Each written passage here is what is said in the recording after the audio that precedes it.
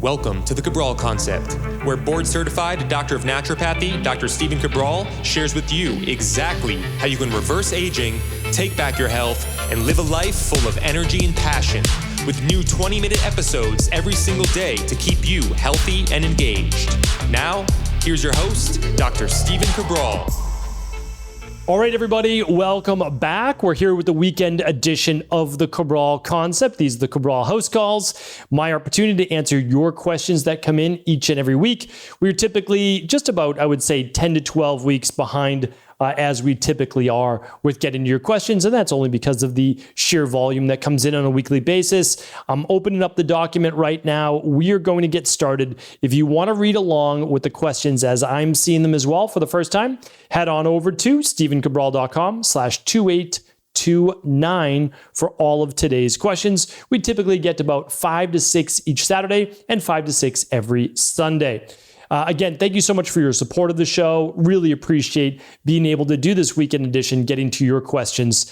And I think by now we've answered well over 5,000 questions on these weekend host calls. If you got a little benefit, I would love for you to leave a review, rate and review the show on your favorite podcast player. That would mean a lot just as you're listening to the show. You can just go right down, write a review. Hopefully it's 5 stars, but if it's not, you just give it the rating that you feel is appropriate. And once again, I appreciate and thank you for being a part of this community. Okay, let's get into it. The first question today is from Pati. And Pati says, "Hi, Dr. Cabral. My name is Pati." Oh, we don't want to give your last name. These are always kept on a first name basis. "My grandmother has been diagnosed with COPD and it's affecting her memory. She's a lifelong smoker of 40 plus years, and we were able to get her to quit about 2 years ago. Her breathing is terrible and it breaks my heart. I know that this condition can't be reversed, but are there any protocols I can do with her to help her heal from all of those years of smoking?" Okay, so that's true. Like there's some degradation of the lungs, just like there's degradation of the thyroid, or let's just say the myelin sheath of the nervous system, or the joints with rheumatoid arthritis. Like, yes, there can be actual biomechanical, for a lack of a better term, changes to the body. But however, I have actually seen great results with COPD with looking at a high antioxidant, high polyphenol diet, with walking, with sauna. So we want to get her using sauna to get her sweating. And we definitely want to get her to improve her lung capacity. And so that would mean, like, even if it is, I'm assuming, let's say she's 60 years old, 70 years old, we can start just very slowly with like walking the stairs in the house, right? With what does she feel comfortable? Maybe 1 flight of stairs, no problem. She walks back down them slowly. That's it for that day.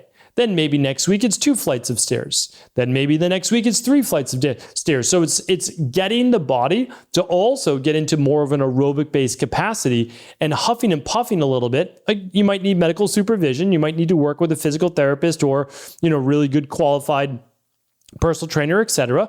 ACSM has a lot of great personal trainers that can work on more of a medical-based setting as well. ACSM is the American College of Sports Medicine. I was a member of that for quite some time. So that's what we want to do too. We literally want to be able to help detox, which is exhaling more from the lungs.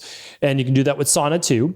So I'm a big advocate of those too. Sauna and exercise to get it going. Anti-inflammatory diet plan using the at least daily foundational protocol over at Equilife on a daily basis. So those are all things I recommend. Try reading The Rain Barrel Effect if possible as well. And that will give you a really straightforward fashion. Start at all the first level things and then begin to work your way up. But no doubt about it, you can absolutely heal 2 degrees. Like there's not 2 degrees, but 2 degrees, meaning like even with scarring, using things like pancreatic enzymes can be absolutely fantastic. So there's so much you can do. Never give up. I've seen dramatic turnarounds. So never give up. Keep on pushing.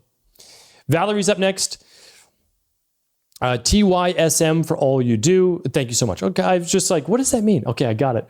I have been an avid listener and participant for about 2 years now, and I've learned so much. So far, I've healed myself of rheumatoid arthritis and diabetes with all your information and IHP help. That's amazing, Valerie, and happy to hear that. My biggest challenge, and just Pati, so there you go, like rheumatoid arthritis, diabetes, healed. And so just always keep hope, right? Always keep hope. I know you, let's see, my biggest challenge is weight loss, which I have not been able to conquer.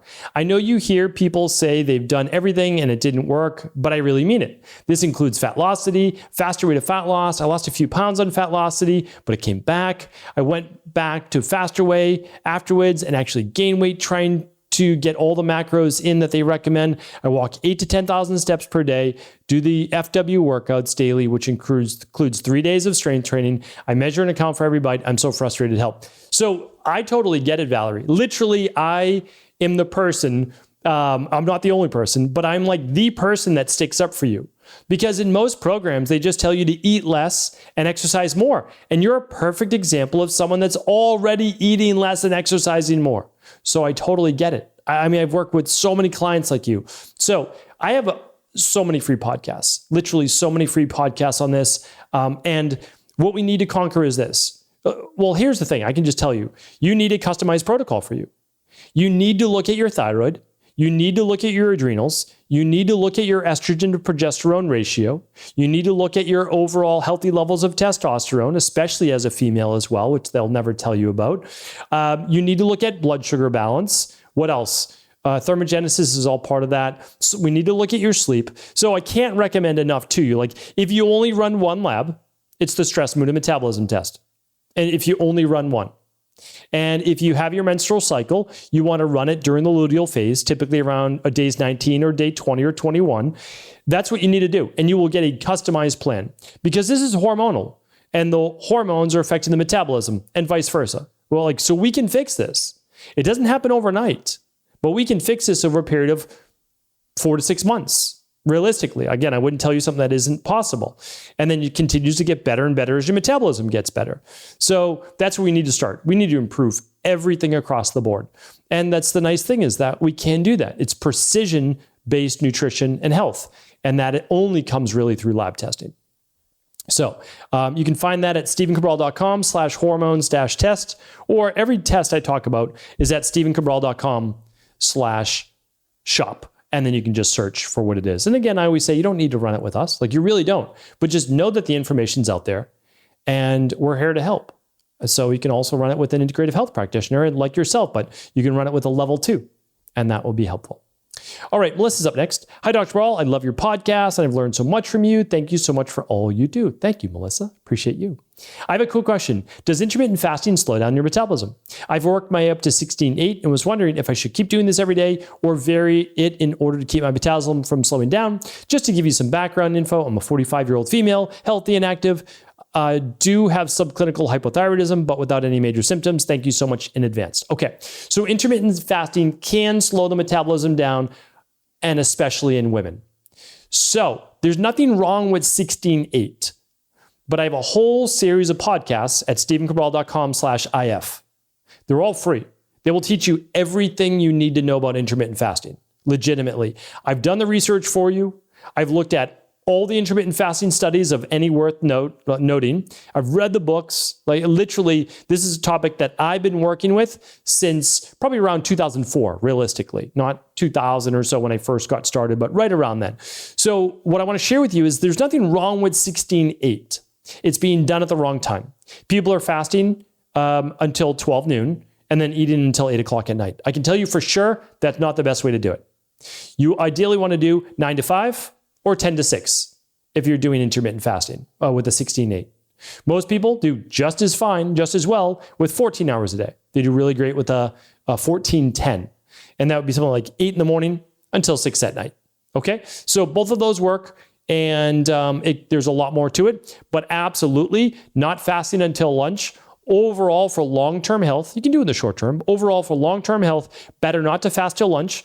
It does increase all-cause mortality. It's a greater stress in the body, and a greater stress in the body can affect the thyroid. But you can still get 16.8. You just have to stop eating earlier at night, which is actually better for your overall metabolism, sleep. And then check out my latest podcast on the circadian rhythm, intermittent fasting. I think you'll get a lot of information from that. And it's episode 2819. So it just came out last week. And so that would be new. Yeah, definitely check that out though. Really, really helpful. Okay. Plus, even better to do like 1 day a week of a 24-hour and then more normal like 14-10. But I'm going to let you decide what's best for you. And I'm running that stress mood and metabolism test will tell you if it's overstressing your body and actually slowing your thyroid. Because you don't want low thyroid, even subclinical, which just means that it's not above a 5. It's between let's say a 2.5 and a 5. Definitely don't want that. All right, Anna says, hello, I'd love to know if there is a based spike detox from the, let's just call it the shot, right? The virus shot, so we don't get banned by saying that. Okay, so base spike detox. I think you're talking about, is there a detox if you get the shot? And I really can't talk about that because then I'm getting into medical advice and I'm getting into treatment plans and I'm getting into censoring. And so we have to be really careful with that. But here's what I'd recommend. If you can read the rain barrel effect, and then just for overall health, you can do the 21-day functional medicine detox with, then after that, the daily foundational support. That's what I would do, okay? And then, of course, I would do other great things if you can, such as infrared sauna, and then maybe even the heavy metal detox as well after the 21-day functional medicine detox, okay? All right, Laura's up next. Can certain medications or supplements cause tinnitus? Well, I can't speak on medications, but yes, some of them can as a side effect. I don't know any supplements that cause tinnitus, but I have many shows on tinnitus talking about low B vitamins, such as a B12 or a B6, or maybe even folate, lower levels of omega-3s, imbalanced blood sugar. There are many and multiple reasons for tinnitus. Overall, anything that causes inflammation can cause tinnitus in certain people. Low levels of magnesium can cause tinnitus as well. So I have lots of podcasts on tinnitus, and I recommend going to stephencabral.com/podcasts and type in ringing in ear or type in tinnitus, and you'll get all those shows on that. If you ever can't find your answer or find the show, let us help you. Literally, my team is amazing, and they're here to help. And you can go to cabralsupportgroup.com and just ask your question in our private community. All right, let's get to one more question because that'll be our 6th for today. This is from Liz, L-Y-S. Hi, Dr. Cabral. I recently got a pap smear and tested positive for HPV. It's really been stressing me out, and I'm trying to clear it as soon as possible. What are your thoughts on using AHCC, active hexose correlated compound supplements to help? I'm open to other suggestions. I just want it gone. Thank you. Great question. Happy to help. So I've talked about HPV in the past. So I definitely recommend, again, going to stephencabral.com/podcast and type in HPV. Okay, human papilloma virus. So I've worked with many women in my practice with HPV, like many women from like 2010 on. And we've always used the daily foundational protocol plus the immunity protocol. All right, so the daily nutritional support, the omega-3s, we used a good probiotic. If you want, daily fruit and vegetable blend, that's optional. Enzymes are optional. Okay. After that, we always use vitamin C, 2 to 3 grams a day. We used, and divided doses. We used vitamin D3, and we used the zinc, okay? Balanced zinc as needed if you haven't run a minerals and metals test. Okay. Now, after that, we also did mushroom-based blends, but the predominant one we used was reishi. And if you look up reishi mushrooms and HPV, you will find the scientific evidence that reishi is able to help with that. But also, people got pretty good results also adding in other mushroom blends. So that was interesting, right? Because it helps to modulate a healthy immune system. Now, you're talking about HCC. It's a great supplement. I'm not giving any medical advice or medical treatment plans. People use it with cancer or that are worried about cancer. And it can be used with any viral-based issue. So I'm not against HCC either. HCC is just a more expensive supplement, but it can be a really great product. So for me, I would do what I said. Again, you have to look at underlying root causes. I would use the reishi, and then you may very well look into the HCC and beta glucans. A lot of this are mushroom extracts. So that's the interesting thing about them. All right. Hopefully that was helpful. Thanks so much for writing into the show. Time flies. Time flies in the Cabral House Calls. I'm going to be back tomorrow answering more of our community's questions. I want to sincerely thank you for your support of this podcast. I couldn't do it without you, and I mean that. I truly do. I also want to make sure you knew that we now have multiple ways for you to find your answers to the most difficult health, wellness, weight loss, and anti-aging questions. You can find podcast-specific topics like thyroid, adrenal, hormones, sleep, digestion, Ayurveda, and many more at stevencabral.com/podcasts that will then link you to your favorite Apple, Spotify, and other podcast players. Plus, all new podcasts and weekly exclusive video content is being added to our YouTube channel at youtube.com/Stephen Cabral. And that's Stephen with a PH. Head on over and subscribe so that you don't miss any of the exclusive content. Lastly, if you've ever found any of my podcasts or books to be helpful, I would really appreciate it if you could leave a review on iTunes or your favorite media player for the podcast. Rating and subscribing to the YouTube and podcast allow me to reach more and more people and help spread my mission of healing throughout the world. Thank you again for being a part of this movement.